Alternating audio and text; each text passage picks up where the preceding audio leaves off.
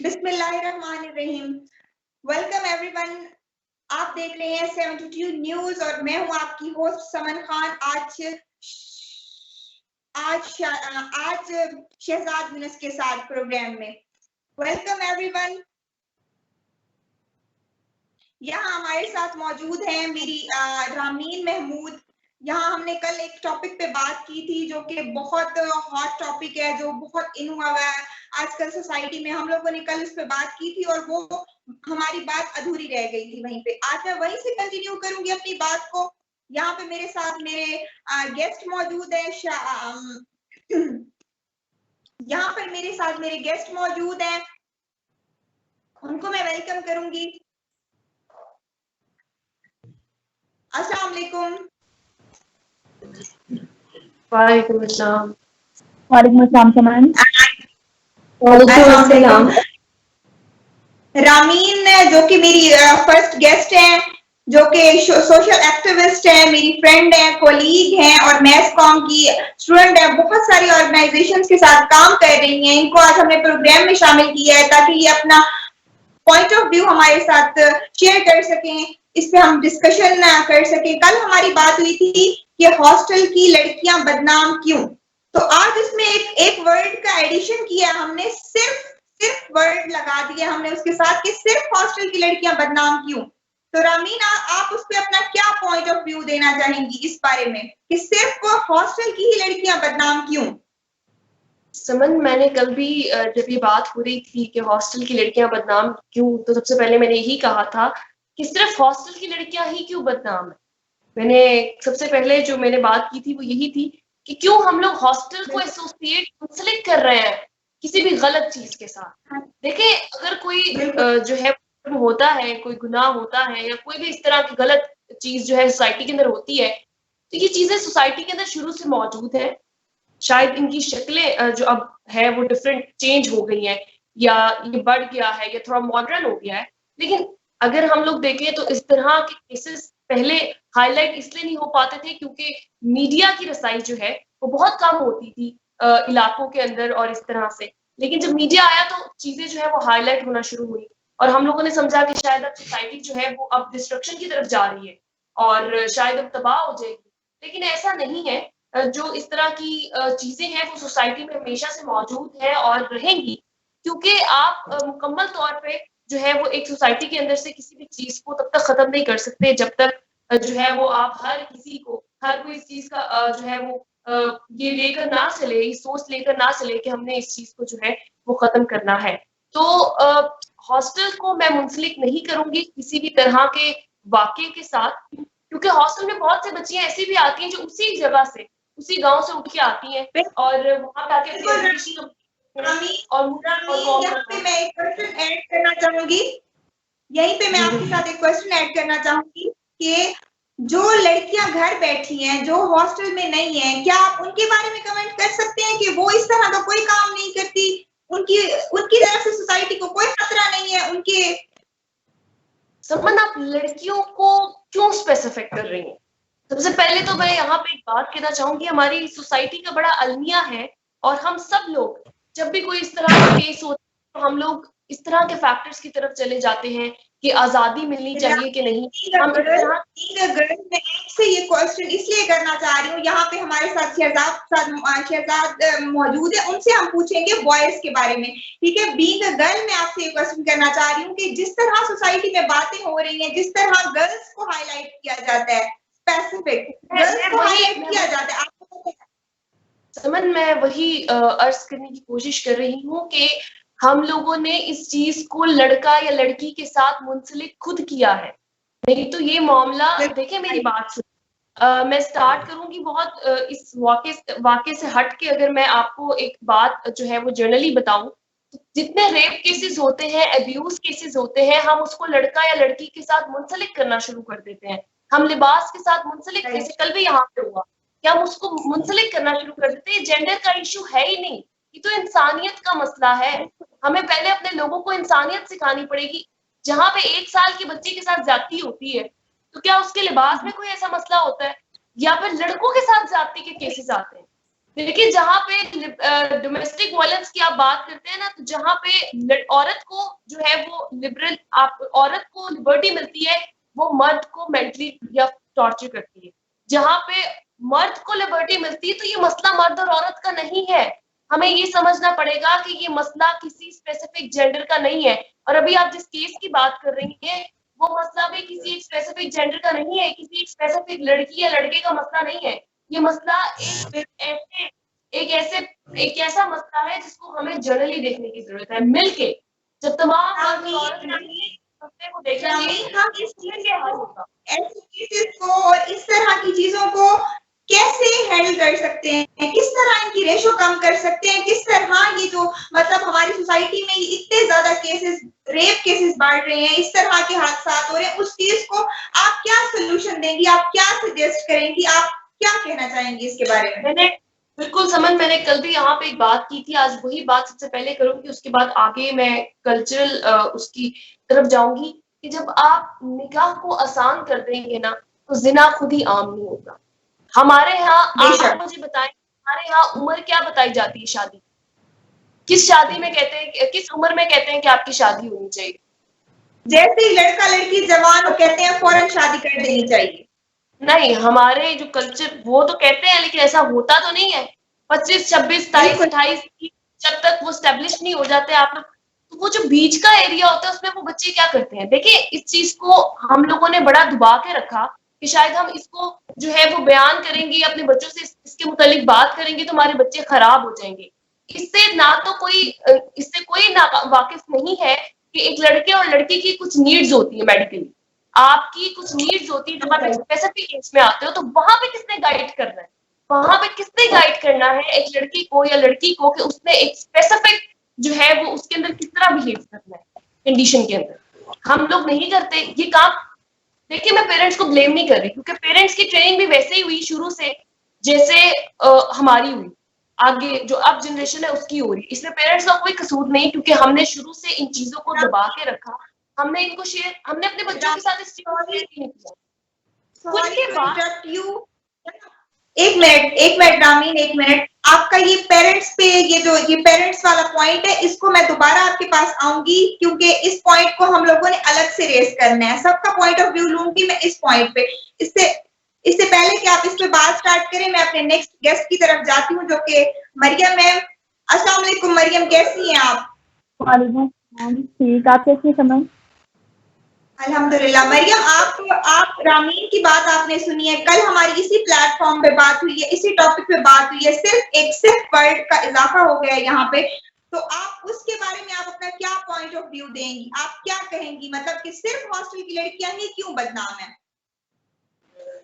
समझ, first of all तो ये बात है कि सिर्फ हॉस्टल को हम कहते हैं कि कोई भी इदारा है, तो अगर उसमें कोई वाकया निकल आता है या कोई बात ऐसी हो जाती है, तो हम कहते हैं कि जी ये बदनाम है, ये जगह ही बदनाम है। हॉस्टल हो गया, कोई स्कूल हो गया, या कोई ऐसी जगह होती है, कहीं ना कहीं कोई ऐसा वाकया होता है जिसकी वजह से हम पूरे इदारे को बदनाम करते हैं। तो पहली बात तो ये है कि आप कोई पेशा देख लो, डॉक्टर्स को देख लो, लॉयर्स को देख लो, जर्नलिस्ट को देख लो, कोई भी पेशा देख लो, अच्छे बुरे लोग हर जगह पे होते हैं और हमने उनको फेस करना होता है, क्योंकि ये हमारी सोसाइटी है। तो अब ये जो हॉस्टल का वाकया हुआ है, अब वहां पे हो सकता है बाकी लड़कियां वैसी ना हो जैसे वो थी, या हो सकता है कि बाकी लड़कियां मतलब हाफ लड़कियां और हाफ लड़कियां अच्छी भी होती हैं, तो हो सकती हैं। तो अब ये भी है कि मतलब थोड़ी कम तादाद के बात हम नहीं कर सकते, किसी को स्पेसिफिक हम टारगेट नहीं कर सकते, ठीक है? आप बीइंग अ गर्ल, आप मुझे बताएं कि आप इस सोसाइटी को, इन केसेस को, इनके ये जो हमारे पास कितनी रेशो आ रही है और ये जो चीजें हमारी सोसाइटी में हो रही हैं और स्पेसिफिक गर्ल्स को टारगेट किया जाता है, ठीक है? ऐसी चीजें होने पे सबसे पहले जिम्मेदार गर्ल, एक लड़की बीइंग अ गर्ल, मैं आपसे ये बात कह रही हूँ कि लड़की पे ही सारी जिम्मेदारी डाल दी जाती है कि वो लड़की थी, वो ऐसा ना करती, वो उस पे इतनी जिम्मेदारियां थी, उसके लिए माँ बाप की इज्जत। तो हमारे मुआशरे में सबसे ज्यादा जो एक कहते हैं ना कि औरत पे बहुत जिम्मेदारी है, तो बीइंग अ वुमेन आप क्या कहना चाहेंगी कि आपके मतलब आप अपना मुझे बताएं इनिशिएटिव, आप कैसे लेंगी सोसाइटी को सही करने के लिए, ये जो चीजें बढ़ रही हैं, आप क्या कहती हैं, क्या रोल होना चाहिए, हमारा क्या रोल होना चाहिए? समझ, फर्स्ट ऑफ ऑल तो ये बात है कि जो पेरेंट्स हैं उनका तो ये रोल होना चाहिए कि सबसे पहले वो अपनी जो औलाद है उसकी परवरिश अच्छी करें। मतलब आजकल आप मदर्स को देख लें तो वो अपने सेल फोन में बिजी होती हैं, अपने चिल्ड्रन को उतनी तवज्जो नहीं देती जैसे पहले दी जाती थी, टीवी देख रही होती हैं। तो मतलब कुछ बच्चे जो हैं वो अपनी अपनी दुनिया में है और पेरेंट्स अपनी दुनिया में है, तो प्रॉपरली उनकी तरबियत नहीं रहती जैसे पहले होती थी। तो फर्स्ट ऑफ ऑल तो पेरेंट्स को अपने बच्चों की तरबियत पे गौर फिक्र करनी चाहिए। और सेकेंडली अगर वो अपने बच्चों के साथ फ्रेंडली रहें तो उसका ये इफेक्ट होगा कि वो अपनी हर बात अपने पेरेंट्स से शेयर करेंगे।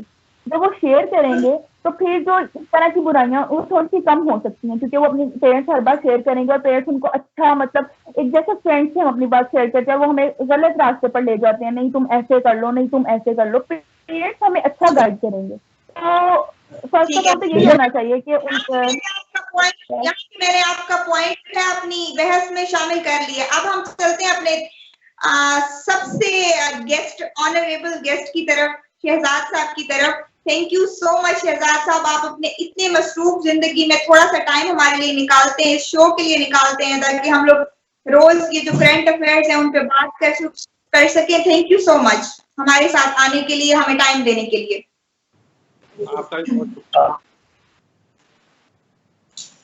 अच्छा शहजाद साहब, यहाँ मैं आपसे सवाल पूछना चाहूंगी कि जैसे वो उनसे मैं सवाल कर रही थी कि वो तो as a girl being a women में उनसे क्वेश्चन कर रही थी, तो आप मुझे बताएं, कल मैंने आपके लिए क्वेश्चन मार्क लगा के एक सवाल छोड़ा था, ठीक है, आप मुझे उसका जवाब दें कि like as a man, as a male person, आप बताएं कि सोसाइटी में ये जो जितनी रेशो है रेप केसेस हैं, जिस चीज की भी ये जो रेशो बढ़ रही है हमारी सोसाइटी में, इतने ज्यादा क्राइम रेशो इतनी बढ़ रही है, उसमें क्या रोल है, मतलब एक मर्द का क्या रोल है उन चीजों में, आप उसमें उसके बारे में क्या पॉइंट ऑफ व्यू रखते हैं, अपना हमारे साथ अपनी सोच, अपने व्यू शामिल करें ताकि हमें हमारे व्यूअर्स जान सके कि आप किस तरह की सोच रखते हैं।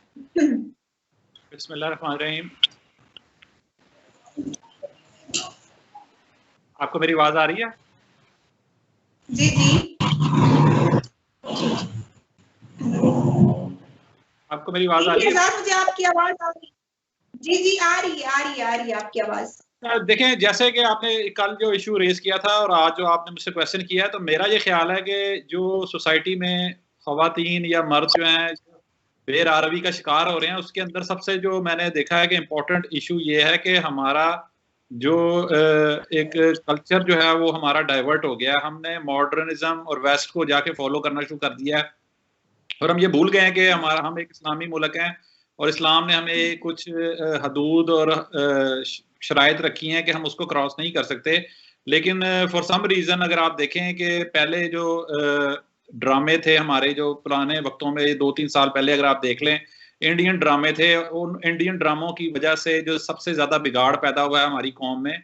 उसके बाद आपने देखा कि इंडियन ड्रामों को क्योंकि वो मशहूरी मिली, तो वो हर ड्रामा जो था वो सास बहू और तलाक और किसी का चक्कर उसके साथ, उसका चक्कर इसके साथ, सारा दिन यही इस तरह के ड्रामे चलने की वजह से क्या हुआ कि जो हमारे जो अपने पाकिस्तान के चैनल थे उन्होंने भी उस चीज को प्रमोट करना शुरू कर दिया। तो जब ये आपका पूरा माशरा जो है मीडिया के थ्रू उसको एक खराबी की तरफ दिखाना शुरू कर दिया और उन्होंने इसको दिखाना शुरू कर दिया कि ये तो बहुत नॉर्मल सी बात है, तो इसका असर क्या हुआ कि जो हमारे यंग जनरेशन थी उस पर बुरा असर पड़ना शुरू हो गया और उन्होंने इस चीज को नेगेटिव, जो एक इंडिया की तरफ से एक नेगेटिव चीज चलाई गई थी हमारी कौम को और यंग जनरेशन खराब करने के लिए, उससे वो इफेक्ट हुए।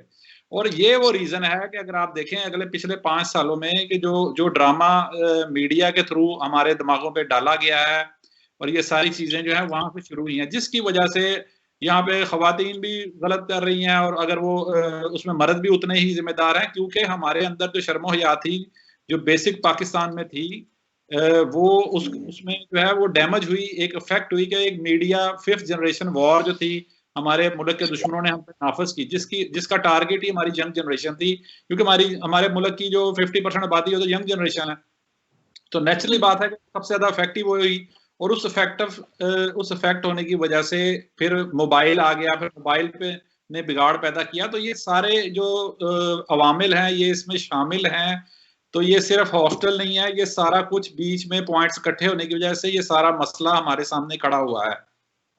शहजाद, ये कहना गलत नहीं होगा आपकी तरफ से कि आप ये कह रहे हैं, आपका पर्सनल ओपिनियन ये है कि ये जो हमारी सोसाइटी में ये चीजें जिनकी रेशो बढ़ रही है, क्राइम रेट बढ़ रहा है, इसकी जिम्मेदार मीडिया भी है हमारा, आप ये कहना चाह रहे हैं?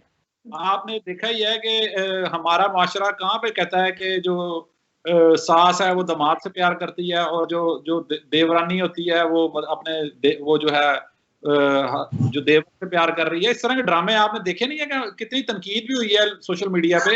ये एक नया तमाशा शुरू हो गया, कल्चर नहीं है। बिल्कुल देखिए, बट वो इंडियन कल्चर है, पाकिस्तानी कल्चर नहीं है। मतलब अडॉप्ट कर रहे हैं, हमारी मीडिया में ये चीजें दिखाई जा रही हैं। यू आर राइट, बट हमें आप ये मुझे बताएं कि आप मीडिया को कसूरवार कह रहे हैं, ठीक है, तो ये जो गांव से या कहीं से भी जो लोग हैं, आप मतलब कहीं से भी कोई भी आता है, आप उसको जिम्मेदार मतलब मीडिया को कहेंगे? कहीं पे मीडिया की रसाई है नहीं है? मोबाइल फोन, हर घर में मोबाइल फोन है।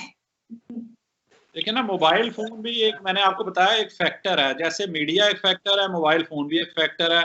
फिर जो हमारा जो जब आप इर्द गिर्द का माहौल है वो भी एक फैक्टर है कि अगर वो लड़की को अगर अच्छे दोस्त मिल जाते हैं जो खानदानी होते हैं तो वो एक इफेक्ट वो बिगड़ेगी नहीं। अगर उसकी वो दोस्ती कुछ ऐसे खवातीन से हो जाती है जो कि नापसंदीदा सरगर्मियों में हैं मशगूल, तो वो उसका असर लेगी और वो उसमें वो चली जाएगी। तो ये काफी सारे अवामल हैं, ये कोई एक आप किसी एक चीज को ठीक है शहजाद, मैंने आपका पॉइंट शामिल कर लिया, लेकिन आप मुझे ये बताएं स्पेसिफिक बॉयज के लिए जो आपको जैसा कि पता है कि आपको लोग देखते हैं, स्टूडेंट्स आपको मानते हैं, ठीक है, जो कि आपकी बात सुनते हैं। तो जो लोग जो स्टूडेंट्स में आपकी और मेरी कन्वर्सेशन सुन रहे हैं, तो आप उन स्टूडेंट्स के लिए क्या मैसेज देना चाहिए? जो कुछ दिन पहले हादसा हुआ, मैं उसको रिपीट नहीं करना चाहूंगी, लेकिन आप मुझे बताएं, आप यंग जनरेशन के लिए क्या मैसेज देना चाहेंगे, स्पेशली फॉर बॉयज? देखें, यंग जनरेशन के लिए मैं आपको बता रहा हूँ कि हमें सबसे पहले ये याद रखना है कि हम मुसलमान हैं और हमारे दीन ने हमें कुछ सिखाया है। अगर हम मुसलमान हैं तो हमारी कोई लिमिटेशंस हैं, हमें कोई अल्लाह और रसूल ने सल्लल्लाहु अलैहि वसल्लम ने हमें कुछ बताया है कि हमने किस तरह अपनी ज़िंदगी गुजारनी है। वो हमारे पास पूरी एक सिस्टम मौजूद है। तो हमें ये चाहिए कि हम कोशिश करें कि जो हमें सिखाया गया हम उस पर अमल करें, और जो हम पे ये दुश्मनों की यलगार, मैं इसको कहूँगा कि ये हमारी जो कौम है, क्योंकि यंग है तो उसके ऊपर यलगार की गई है कि जाहिर है फौजी लिहाज से अब दुश्मन हमें हरा नहीं सकता, लेकिन वो क्योंकि अब ये उन्होंने एक 5th जनरेशन वॉर है, 5th जनरेशन वॉर में ये चीज़ होती है कि वो मीडिया के थ्रू और सोशल मीडिया के थ्रू आपकी जनरेशन को मिसगाइड करते हैं, उसको ये वो सारी वजूहात हैं। तो जो यंग जनरेशन है क्योंकि समझदार और पढ़ी लिखी है, उनको ये चाहिए कि वो अपने लिमिट्स को क्रॉस ना करें, अपने माँ बाप को शर्मिंदा ना करें, और जो ये दुश्मनों की चाल को समझें। हम अपने माशरे में जो है वो एक का बायस ना बने, क्योंकि यहाँ पे सिर्फ ये जो फाइल हैं ये अगर आप देखें ये 2 या 4% होंगे, लेकिन ये 2 या 4% आपके इतने हाईलाइट किए जा रहे हैं कि अच्छे लोगों की अच्छी बात को हाईलाइट नहीं किया जा रहा। तो हम सबका ये काम है कि अच्छी हाईलाइट भी करें साथ साथ। बिल्कुल Shahzad, thank you so much. मैं अपने तीसरी गेस्ट वुमेन पर्सन जो है हमारी फरूशा आपकी तरफ आऊंगी। फरूशा जो कि सोशल एक्टिविस्ट है, मेरी कोलीग भी है, यूनिवर्सिटी फेलो है मेरी। अस्सलाम वालेकुम फरूशा, कैसी हैं आप? सलाम, मैं बिल्कुल ठीक ठाक। आप कैसी हैं समन? थैंक यू सो मच फरूशा अपना टाइम देने के लिए, और आपका थैंक यू सो मच। और मैं आपका यहाँ पे आपसे एक सवाल करूंगी कि बीइंग अ गर्ल आप क्या इनिशिएटिव करेंगी सोसाइटी में? ये जो चीजें हो रही हैं इसको कम करने के लिए हम अपना क्या रोल अदा कर सकते हैं? इसका हम लोग यही रोल प्ले कर सकते हैं, फर्स्ट अपने आप से स्टार्ट किया जाए। मैं किसी और को ब्लेम करने की बजाय मैं कहती हूँ कि आप फर्स्ट देखें कि आप कौन सी चीजों को ठीक कर सकते हैं, अपने घर से स्टार्ट करें, ठीक है? अपने घर के एनवायरनमेंट को ऐसा बनाएं।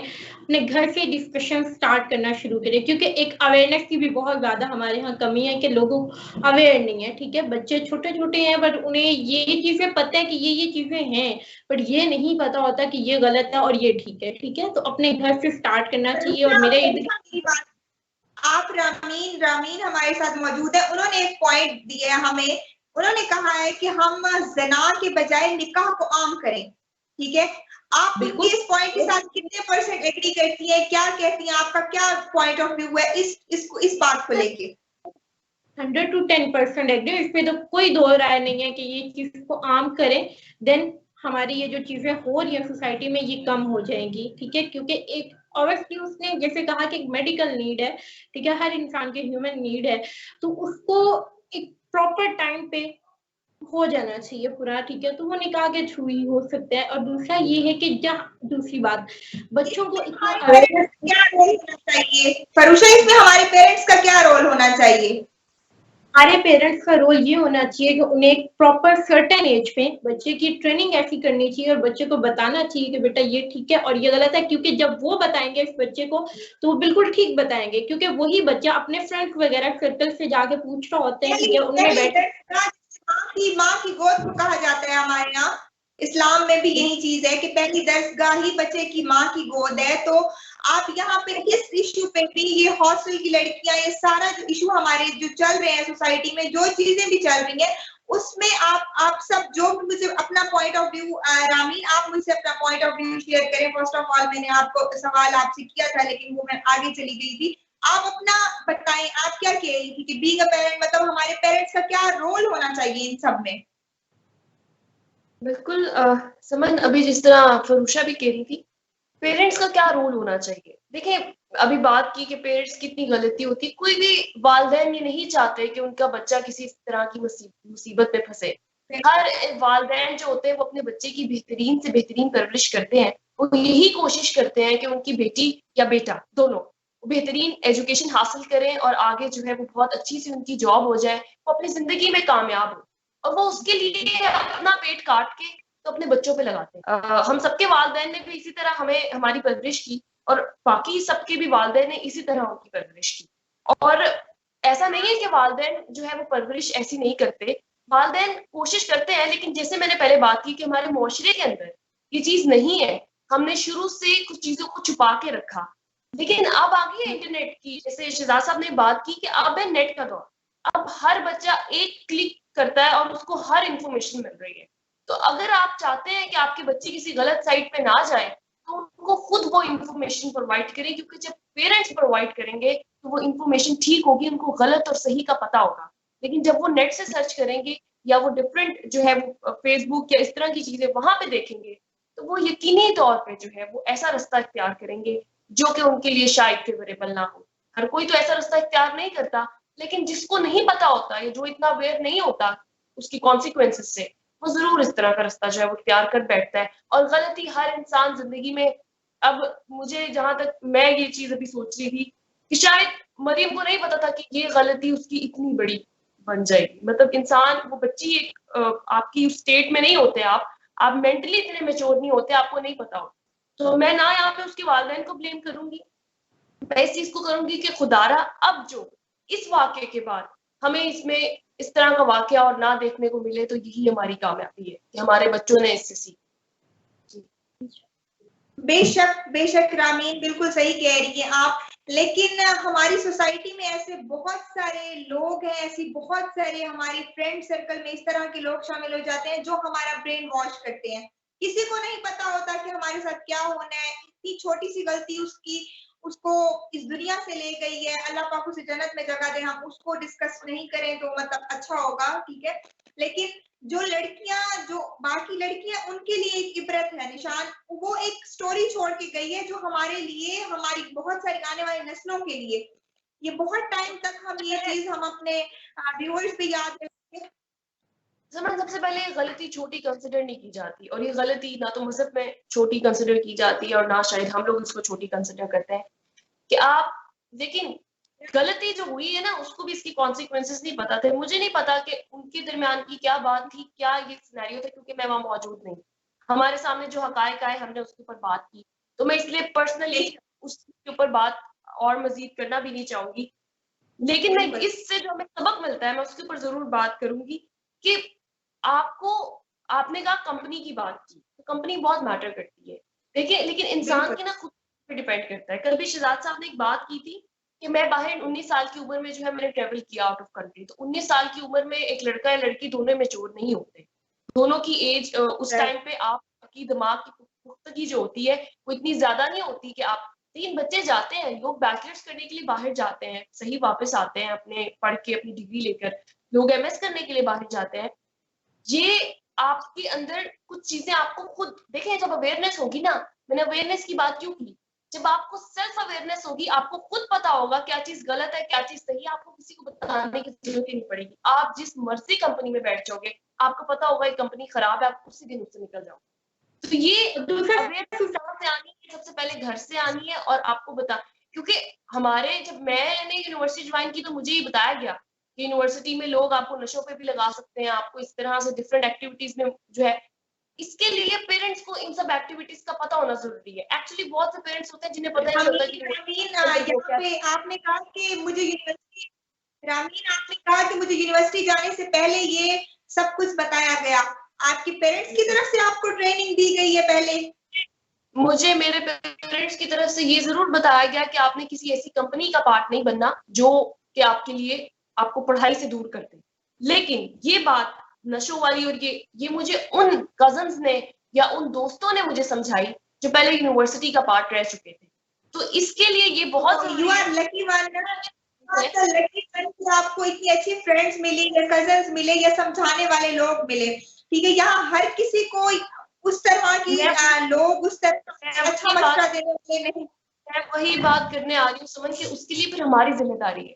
अगर हम मीडिया इन्फ्लुएंसर्स हैं, अगर मैं जर्नलिज्म पढ़ रही हूँ, मैं इसमें काम कर रही हूँ, तो ये हम सबकी जिम्मेदारी है कि हम सब इसके ऊपर अवेयरनेस कैंपेन शुरू करें। हम अवेयर करें अपनी बच्चियों को, अपने बच्चों को कि आप जिस तरफ जा रहे हैं वो डायरेक्शन ठीक नहीं है, आपने ऐसी कंपनी से दूर रहना है। और यही हमारी जिम्मेदारी और हमें खुद से ही स्टार्ट करना है, फिर उसके लिए यही है। बिल्कुल बिल्कुल रामीन, आपने बहुत अच्छी बात की है और मैं खुद इस बात से एग्री करती हूँ कि यहाँ पे अगर जिन लड़कियों को जो गांव से आती हैं, कहीं से भी आती हैं, चाहे वो घरों में है, सबके लिए ट्रेनिंग मैटर करती है। यूनिवर्सिटी में जाने से पहले उनको एनवायरनमेंट का पता होना चाहिए। यूनिवर्सिटीज में जो लड़कियां आती हैं, नई आती हैं, चीजें नई देखती हैं, तो वो चीजें उनके लिए नई होती हैं, तो वो उस एनवायरनमेंट में जी समझ में यहाँ पे एक और बात करना चाहूंगी कि आप बच्चियों को लड़कों से डरा भी नहीं सकते। ये आपको भी पता है, यूनिवर्सिटीज के अंदर आपके प्रोजेक्ट्स होते हैं, आपने जो है वो साथ मिलकर आप लोगों ने प्रोजेक्ट्स करने होते हैं, और हर लड़का, बहुत से लड़के बहुत ट्रेनिंग के साथ आते हैं, बड़ी रिस्पेक्ट देते हैं आपको और इतनी इज्जत देते हैं कि आप कहते हो कि ये लोग जो है, और आपको बड़ा अच्छा एक कंफर्टेबल उनके साथ आप फील कर रहे होते हो जब आप प्रोजेक्ट कर रहे हो इस तरह से, क्योंकि हमारी यूनिवर्सिटीज के अंदर ये माहौल है और हम इसे डिनाई नहीं कर सकते कि ग्रुप प्रेजेंटेशन होती है, ग्रुप असाइनमेंट, आप इकट्ठे काम भी करते हो। हमें सिर्फ दोनों को ये ट्रेन करना है, हमें किसी के खिलाफ नहीं करना, हम पहली बहुत खिलाफ है, हमें तोड़ने की कोशिश पहले बहुत की जा रही है। आप औरतों को मर्दों के खिलाफ किया जा रहा है, हमें एज अ टीम काम करना। हमें लगता है कि कोई किसी ऐसी कंपनी का पार्ट बनने जा रहा है या कोई डिस्टर्ब है, तो हमें उसको समझाना है, हमें उसकी मदद करना है, हमें ये सारा जो है ना वो एज अ टीम अप काम। ठीक है मरियम, मैं अब आपकी तरफ आती हूँ। रामीन ने बहुत अच्छा पॉइंट रेस किया है कि हमें इसके बारे में कैंपेन चलानी चाहिए, लड़कियों को ट्रेनिंग देनी चाहिए। अगर वो घर से ट्रेनिंग लेके नहीं आती, जैसे कि रामीन के पेरेंट्स ने उसको दी थी, अगर हम लोगों में से किसी को ट्रेनिंग नहीं दी जाती, तो आप इस पे क्या कहना चाहेंगी कि ये कैंपेन होनी चाहिए, लड़कियों को पहले से ट्रेनिंग मिलनी चाहिए? क्या हम लोगों को ये इनिशिएटिव लेना चाहिए? दोनों को देनी चाहिए। एग्जैक्टली समन, ऐसा होना चाहिए। अगर इस तरह की कंपेन चलेंगी तो इससे हमें ही फायदा होगा, और अगर इस तरह की कंपेन पहले से ही चल रही होती तो आज हमें ये वाकया देखना ना पड़ता जो हम देख रहे हैं। तो आगे भी ये वाकया ना हो, इसलिए हमें खुद से ये कंपेन, मतलब हम लोग एक एक करके सब करेंगे तो फिर ये कंपेन का काम होगा। अगर हम इस प्लेटफॉर्म पे बैठे हैं, अगर हम आज यहाँ पे एक कैंपेन का आगाज करें तो हम लोग कर सकते हैं। एग्जैक्टली समन, हमें ज्यादा बड़ी कैंपेन स्टार्ट करने की, शुरू करने की जरूरत ही नहीं है। हमें सिर्फ अपने फ्रेंड सर्कल में देखना है कि क्या कोई बच्चा या बच्ची किसी ऐसी कंपनी का पार्ट तो नहीं बनने जा रहे जो उनके लिए फायदेमंद नहीं है। हमें अपने छोटे बहन भाइयों को समझाना है, हमें अपने बड़ों से भी बात करनी है, उनको भी कोई परेशानी हो सकती है। हमें सबको लेकर चलना है। पहले अपने घर से स्टार्ट करें, अपने कजन्स को देखें, छोटे बच्चे आपके स्कूल जा रहे हैं, उनके कई रवैये में कोई चेंज तो नहीं है? क्या आपके जो यूनिवर्सिटी कदम रखने लगे हैं, क्या उनके रवैये में कोई चेंज तो नहीं है? और ये हमारी इंडिविजुअल की जिम्मेदारी है, हम इसके लिए किसी को ब्लेम नहीं कर सकते। मैं दोबारा कहूंगी, पेरेंट्स बहुत मेहनतों से अपने बच्चों को पढ़ाते हैं, तरबियत भी करते हैं। उन्हें नहीं पता यूनिवर्सिटीज का माहौल कैसा है, क्योंकि उन्होंने यूनिवर्सिटीज नहीं देखी, उनके जमाने में उनको वो माहौल नहीं मिला। बिल्कुल बिल्कुल। रामीन, मैं एग्री करती हूँ। फरूशा, मैं आपकी तरफ आऊंगी, आप क्या कहना चाहेंगी? मैं तो इस पे यही कह रही हूँ कि लाइक जैसे आप कैंपेन की बात कर रहे हैं, तो मैं ये कह रही हूँ कि हमें कैंपेन जरूरी नहीं कि हम सब इकट्ठे होकर एक जगह पे जाके कैंपेन कर सकते हैं। अपने इर्द गिर्द देखें, अपने दोस्तों में देखें, अपने बहन भाइयों में देखें, जो कि मतलब जो आपके नजदीक है, आप उनको तो समझा सकते हो, आप उनको बताओ, आप खुद अवेयर हो, ठीक है। उससे ये होगा कि जब एक बंदे को दूसरी बात पता है, तो ऑब्वियसली वो अपने आप के जो उसके प्यारे लोग होंगे उन्हें बताएगा। तो ऐसे एक माशरे में चेन बनती जाएगी और फिर पॉजिटिव चीजें आती है। दूसरी बात ये कि जैसे हम कह रहे हैं, आपकी बात मैंने यही कहा है कि आज हम इस प्लेटफॉर्म पे मौजूद हैं जहां पे यहाँ से ही हम स्टार्ट करें कैंपेन। तो मेरी बात का मकसद यही है कि हम लोग जितने भी लोग यहाँ बैठे हैं, शहजाद साहब हैं, सब हम लोग माशाल्लाह मीडिया से हमारा ताल्लुक है, तो हम अपनी तरफ से अगर एक कैंपेन स्टार्ट कर दें तो उसका भी बहुत ज्यादा लोगों पे असर होगा, क्योंकि शहजाद साहब की फैन फॉलोइंग बहुत ज्यादा है, मीडिया एक्टिविस्ट हैं, बहुत पॉलिटिकल एलाइजर हैं, तो इनकी मतलब लोग, बच्चे, स्टूडेंट, स्पेशली यंग जनरेशन का मैं कहूँगी, वो इनको बहुत फॉलो करते हैं। ठीक है, अगर वो अभी इस कैंपेन का आगाज कर दें यहीं पे बैठ के हमारे इसी प्लेटफॉर्म पे, तो आप देखेंगे हमारी बहुत सारी ऑडियंस। शहजाद साहब, आप कैंपेन का आगाज करेंगे या आपको शामिल करना चाहूंगी? देखें, इसमें ये है कि और ये कैंपेन तो आप कल से तो कर रही हैं, आपने इस इशू को हाईलाइट किया हुआ है, कल से आपने इसको बहुत हाईलाइटेड इशू किया हुआ है और इसको चल रही है जो कैंपेन की तरह ही है। और अवेयरनेस आपके इस प्रोग्राम का बहुत असर होगा लोगों को, और काफ़ी लोगों ने मुझे फीडबैक भी दिया है, और ये आज भी आपका प्रोग्राम देखा जा रहा है, तो ये इसका इफेक्ट होगा। ये इसी तरह मैं ये कह रहा हूँ कि मरियम की बात को मैं सेकंड करूंगा कि ये इसके लिए कोई स्पेशल कैंपेन की जरूरत नहीं है। हम अपने इर्द गिर्द अगर नजर दौड़ाएंगे तो हम से कैंपेन में हमें सिर्फ इतना पार्ट चाहिए, अगर आप एक ट्वीट करेंगे, ठीक है, उस पे लाखों स्टूडेंट्स आएंगे। मुझे आपकी तरफ से एक ट्वीट चाहिए, जो आपका आप हमारे लिए एक ट्वीट करेंगे, गर्ल्स के लिए, बॉयज के लिए, उस ट्रेनिंग के लिए, उस पे एक ट्वीट करेंगे, उस पे हम बहुत सारे लोग आ जाएंगे, उस पे ही हमारा आधी ऑडियंस टारगेट वैसे ही हो जाएगी आपकी एक ट्वीट पे। जी, आप ठीक कह रही हैं, मैंने आपका प्रोग्राम ट्वीट कर दिया है, तो लोग देख रहे हैं, बहुत सारे लोग देख रहे हैं, तो वो आपका मैसेज सब तक पहुंच रहा है। और आगे भी अगर आप कोई इस तरह का सोशल इशू को करेंगे तो वो मैं पूरी अपनी कोशिश करूंगा इसको हाईलाइट करने के लिए। जहां तक अब मैं आपको बार बार ये कह रहा हूँ कि हमें हमारे मुल्क में एक प्रॉब्लम है, जो मैंने पूरी दुनिया में फिरा हूँ, मैं तकरीबन 90 मुल्क फिरा हूँ, मैंने किसी भी मुल्क में जब भी गया हूँ वहाँ के मैंने हर कल्चर को ऑब्जर्व किया। मैंने हर मुल्क में ये देखा है कि कोई भी कौम जो है वो अपने मुल्क के खिलाफ बात नहीं करती। पहली बात ये है, कोई भी जितने भी वो बुरे हाल में होती है कौम, मैंने उनको देखा, वो हमसे भी गरीब और हमसे भी बुरे हालात हैं, कि मैं उनको जाके कहता हूँ यार हमारा मुल्क तो आपसे 50 साल आगे है, लेकिन वो अपने मुल्क की तारीफ करते हैं और वो कभी भी बुराई नहीं करते। हमारी कौम में ये प्रॉब्लम है कि हम हर वक्त अपने मुल्क की बुराई करते हैं, और इंटरनेशनली इसी वजह से हमारे मुल्क का इमेज खराब हुआ है। तो सबसे पहले जो मैं स्टूडेंट्स और यंग लोगों से ये रिक्वेस्ट करूंगा कि कभी भी कुछ हो जाए, कभी भी अपने घर की तकलीफ बाहर जाके हमने कभी किसी को नहीं बतानी, हमने अपने मुल्क की अच्छी बातें बतानी है। हमने सोशल मीडिया पे भी अपनी अच्छी बातों को हाईलाइट करना है, और जो हमारी बुरी बातें हैं हमने उनके ऊपर भी नजर रखनी है। मैं ये नहीं कह रहा कि हमने उसको छुपा के रखना है, हमने उसको भी एड्रेस करना है, लेकिन हमारे पास इतनी अच्छी चीजें हैं, हमने आज तक कभी अच्छी चीजें बताई ही नहीं है। तो ये आपका जो ये बात थी, इसी तरह अब देखें, अगर रामीन ने अच्छी बात की है कि निकाह को आसान करो, हमें इस चीज को हाईलाइट करना चाहिए, हमें इस कैंपेन को आगे बढ़ाना चाहिए। तो हमें अच्छी चीजों को आगे बढ़ाना है। हमने अपनी जो नेगेटिविटी हमारे माशरे में है और उसको हमने कम करने की कोशिश करनी है। ज़ाद साहब बिल्कुल। बहुत अच्छी बात की आपने कि हाईलाइट करना चाहिए। मैं यहाँ पे एक छोटा सा वाकया ऐड करना चाहूंगी कि मैंने 12 अगस्त 2020 को पाकिस्तान को इंटरनेशनली रिप्रेजेंट किया पाकिस्तान की यूथ सक्सेस स्टोरीज के साथ, और मैंने 15 ममालिक में से जो है मैं सिलेक्ट हुई, इंडिया, बांग्लादेश और ऐसे बहुत से ममालिक थे उन्होंने मुझे परमिशन दी कि आप हमारे प्लेटफॉर्म पे आके पाकिस्तान को रिप्रेजेंट करें। वो पॉजिटिव इमेज हम लेकर गए, लेकिन अपने ही लोग आपको उस तरह से जो है वो आपको अप्रिशिएट नहीं करते, या आपको आपकी ही जो मुल्क के अंदर ऐसे सपोर्ट नहीं करते। तो बीइंग अ यंग फीमेल मैंने वो खुद अपने पैसे पे और अपना सब कुछ पे मैंने वो काम किया। लेकिन ये चीज क्या हमें हुकूमती सतह पर भी देखने की जरूरत नहीं है कि उस लेवल पे भी हमें एप्रिसिएशन मिले अगर हम कुछ इंटरनेशनली किसी अपने मुल्क को इतना अच्छे तरीके से रिप्रेजेंट कर रहे हैं? तो देखिए, मैं आपको अपने तजर्बे की बात बता रहा हूँ कि कोई भी अच्छा काम करने के लिए अगर आपने ये सोचा हुआ है कि मुझे अप्रिशिएट किया जाए, तो वो अच्छा काम नहीं होता, उसको मफाद परस्ती कहते हैं। तो कभी भी आप ध्यान में लाना कि मुझे अप्रिशिएट किया जाए। कोई भी अच्छा काम बेलौस होता है और उसके रिटर्न की आपने शहजाद साहब आप भी ठीक कह रहे हैं, रामीन भी ठीक कह रही है, लेकिन अगर कोई किसी में टैलेंट है, अगर हमारे अपने लोग ही हमारे साथ खड़े नहीं होंगे और हम अपने मुल्क की तारीफ, मुझे सिर्फ अपने मुल्क से मोहब्बत थी, मैंने वो किया, मुझे नहीं चाहिए।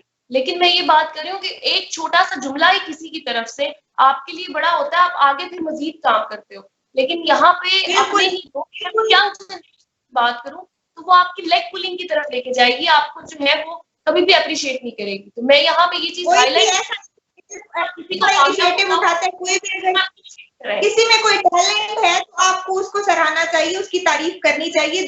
किसी की तरफ से दो जुमले उसकी हौसला अफजाई करना, it's not a big deal Shahzad. अगर आप स्टूडेंट्स को अगर इस तरह की अप्रिशिएशन मिल जाए तो वो हमारे लिए तमगा जरूरत होता है। हमें कुछ नहीं चाहिए, ट्रॉफियां ना दे हुकूमत की तरफ से, हमें कुछ नहीं चाहिए। और ये स्टूडेंट्स की नीड है, appreciation is a need, human nature है, आपको चाहिए। मैं ये नहीं कह रही कि मुझे मिले, अब तो वो बहुत पुरानी बात, मैं अपनी बात नहीं कर रही, मैं उन तमाम लोगों की बात कर रही हूँ जो अगर पॉजिटिव काम करने की कोशिश कर रहे हैं तो उनको थोड़ा सा एप्रिसिएशन मिलनी चाहिए।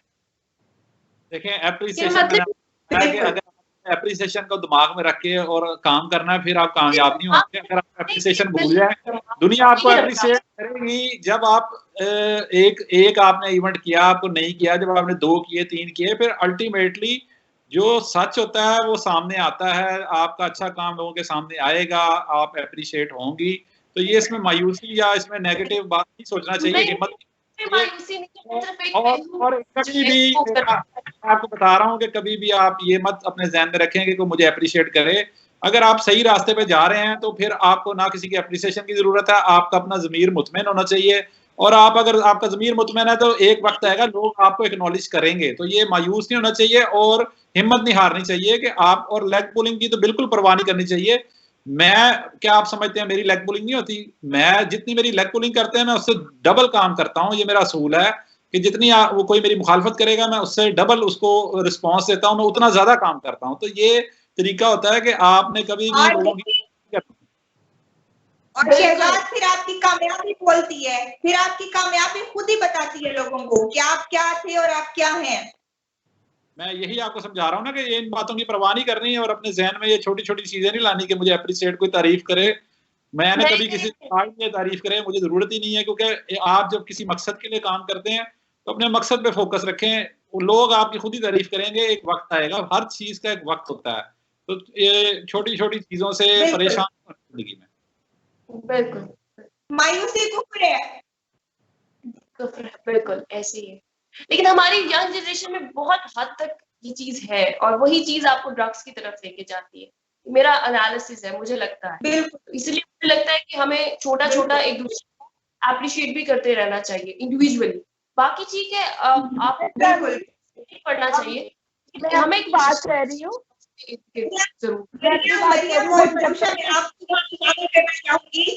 कि आप तो नहीं है ना? बिल्कुल भी नहीं, और मैं तो लाइफ में कभी मायूस नहीं।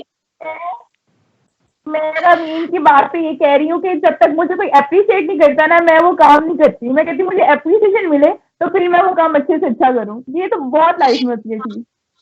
चले वो हम सबके डिफरेंट पर्सपेक्टिव है, इस चीज की बहस में पड़े तो बात और लंबी होती जाएगी, और हम अपने जिस चीज पे हम प्रोग्राम कर रहे थे, जिस चीज पे हम बात कर रहे थे, वहां से हमारी बात कहीं से कहीं चली गई है वैसे ही। ठीक है, अब मैं यहाँ पे प्रोग्राम आप सबका थैंक यू आप सबका थैंक यू सो मच। आप लोगों ने अपना कीमती वक्त दिया इस प्रोग्राम को। Rameen thank you so much. Shahzad साहब थैंक यू सो मच हमें अपना कीमती वक्त देने के लिए। थैंक यू ऑडियंस देखने के लिए, और देखते रहे आज शहजाद यूनुस के साथ। थैंक यू आपकी होस्ट समन खान को इजाजत दीजिए। अल्लाह हाफिज।